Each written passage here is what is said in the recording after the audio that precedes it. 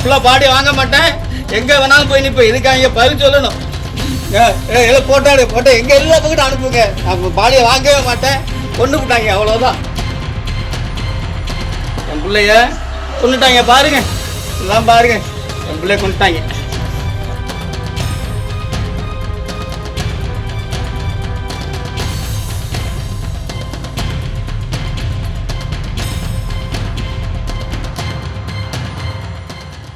கன்னியாகுமரி மாவட்டம் குலசேகரம் பகுதி. வழக்கம் போல அதிகாலையில தண்ணீர் மோட்டார் போடுறதுக்காக மொட்டை மாடிக்கு ஒரு பெண் போயிருக்காங்க.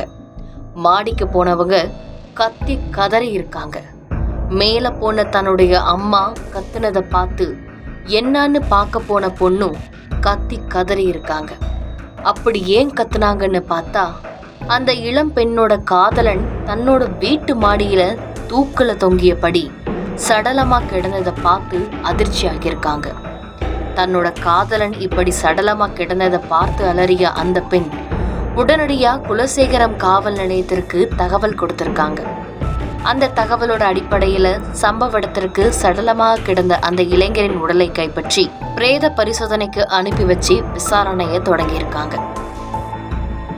எப்படி இந்த இளைஞர் இங்க வந்தாரு, இவருக்கும் உங்களுக்கும் என்ன சம்பந்தம், இவர் உடலை இங்க கொண்டு தூக்கல தொங்க விடுறதுக்கு என்ன காரணம்னு இளம் பெண்ணிட்ட போலீசார் தொடர்ந்து கேள்விகளை கேட்டிருக்காங்க.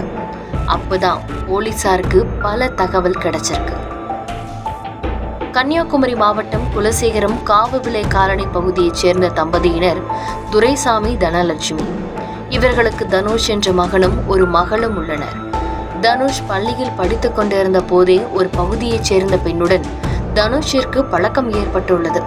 அந்த பழக்கம் காதலாக மாறவே இருவரும் ஒருவரை ஒருவர் காதலித்ததாக சொல்லப்படுது. அதுக்கப்புறம் பள்ளி படிப்பை முடித்த தனுஷ் கல்லூரி படிப்பிற்காக கோயம்புத்தூருக்கு போயிருக்காரு.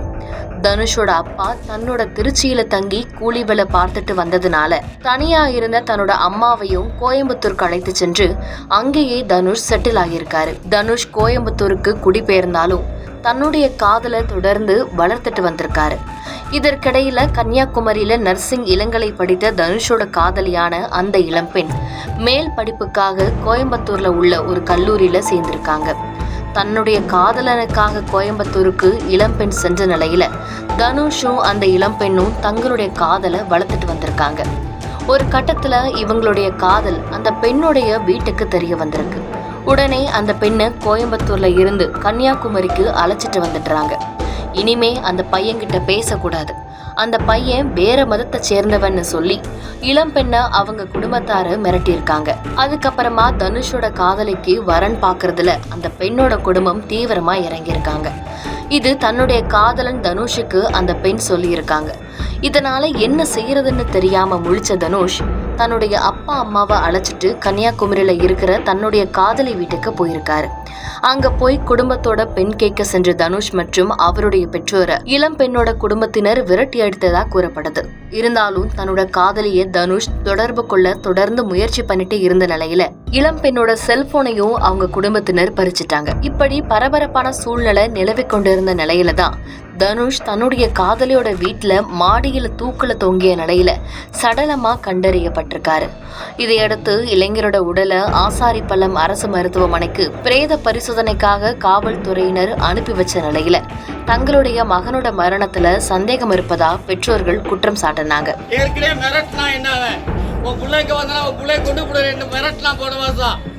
என் புள்ள அப்படி சாகக்கூடியவன் கிடையாது.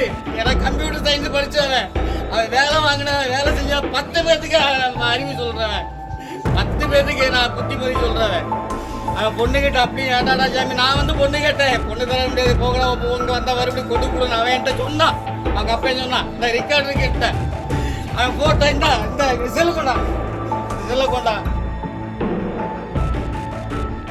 மனதைரியத்தோட வாழ்ந்து வந்த தனது மகன் தற்கொலை செய்து கொள்ள வாய்ப்பே இல்லைன்னும் அவரை பெண்ணோட வீட்டார் கொலை செஞ்சிருக்காங்க அப்படின்னும் கண்ணீர் மல்க குற்றம் சாட்டுறாங்க. எங்குள்ள சாவுல 4 மணிக்கு வந்திருக்கான், வந்துட்டு அவனை கொண்டு கட்டி தூக்கி விட்டுருக்காங்க. என் மோய் தானா சாவுல ஏற்கனவே சொன்னா இங்க வந்தானாக்க கொண்டு போடான்னு சொன்னான் ஏற்கனவே. இது தொடர்பா சந்தேகத்திற்கிடமான மரணம் அப்படின்னு வழக்கு பதிவு செஞ்ச போலீசார் விசாரணை மேற்கொண்டு வந்த நிலையில பாஜக மாநில தலைவர் நயினார் நாகேந்திரனும் இந்த மரணத்துல சந்தேகம் இருப்பதா குற்றம் சாட்டினார். மாற்று மத பெண்ணை காதலிச்ச காரணத்தினால அவர் கொலை செய்யப்பட்டிருக்கலாம் அப்படின்னு பகிரங்கமா குற்றம் சாட்டுறாரு. இந்த நிலையில இந்த சம்பவம் குறித்து செய்தியாளர்களிடம் பேசிய கன்னியாகுமரி மாவட்ட காவல் கண்காணிப்பாளர் 19/6/2025 தூக்கு தந்த நிலையில் சடலமாக மீட்கப்பட்டார். அது குறித்து பல்வேறு சந்தேகங்கள் சமூக வலைதளங்களில் பகிரப்பட்டு வருகிறது. இது தொடர்பாக குலசேகரம் காவல் நிலையத்தில் வழக்கு பதிவு செய்யப்பட்டு விசாரணை மேற்கொள்ளப்பட்டது. அந்த விசாரணை அடிப்படையில் முதற்கட்ட விசாரணையின் அடிப்படையில் பிளஸ் போஸ்ட்மார்ட்டம் உடற்கூறாய்வு மேற்கொள்ளப்பட்டது. இந்த இரண்டு அடிப்படையிலும் இந்த மரணத்தில் எந்த விதமான சந்தேகம் இல்லை என்பது தெரிய வந்துள்ளது. மர்மமான முறையில உயிரிழந்த இளைஞர் அவரோட காதலியோட வீட்டுல ஏறி சென்றதுக்கான சுண்ணாம்பு தடயங்களும் இருப்பதாகவும் இளைஞரை அடித்தது போன்ற எந்த ஒரு தடயங்களும் இல்ல அப்படின்னு தெரிவிச்சிருக்காரு. கையில சுண்ணாம்பு அந்த தடயம் அப்படியே இருந்தது. ஒரு காம்பவுண்ட் வால் ஜம்ப் ஆனதுக்கான சுண்ணாம்பு அந்த தடயம் கையில இருந்தது. மேல போயிட்டு அவர் லேப்டாப் ஓப்பன்ல இருந்துச்சு. மேலும் தற்போது வர முதற்கட்ட விசாரணை தான் முடிந்திருப்பதாகவும் இந்த சம்பவம் குறித்து தவறான தகவல்கள் எதையும் பரப்ப வேண்டாம் அப்படின்னு அறிவுறுத்தியிருக்காரு. இது குறித்து அந்த இறந்தவரோட பேரண்ட்ஸும் டாக்டர் கூப்பிட்டு டாக்டரும் இது குறித்து அவங்களுக்கு ப்ராப்பரா பிரீஃப் பண்ணியிருக்காங்க. நம்ம போட்டோஸ் எவ்ரிதிங் கம்ப்ளீட்டா வீடியோ ரெக்கார்ட் பண்ணியிருக்கோம். ஸோ அதனால அப்படி எந்த ஒரு காயங்களும் இல்லை. மேலும் தொடர் விசாரணையில் இருக்கு அப்படிங்கிறது நாளைக்கு வரை எந்த சந்தேகம் இல்லை. செய்திகளை உடனுக்குடன் தெரிந்து கொள்ள கீழ்கண்ட கேபிள் மற்றும் டிடிஹெச் நெட்வொர்க்குகளில் எம்நாடு செய்தி தொலைக்காட்சியை காணுங்கள். பாதகம் செய்பவரை கண்டால் நாம் பயம் கொள்ளலாகாது பாப்பா. மோதி மிதித்து விடு பாப்பா, அவர் முகத்தில் உமிழ்ந்து விடு பாப்பா. அண்மை செய்திகளை உடனுக்குடன் தெரிந்து கொள்ள இணைந்திருங்கள் எம்நாடு தொலைக்காட்சியுடன்.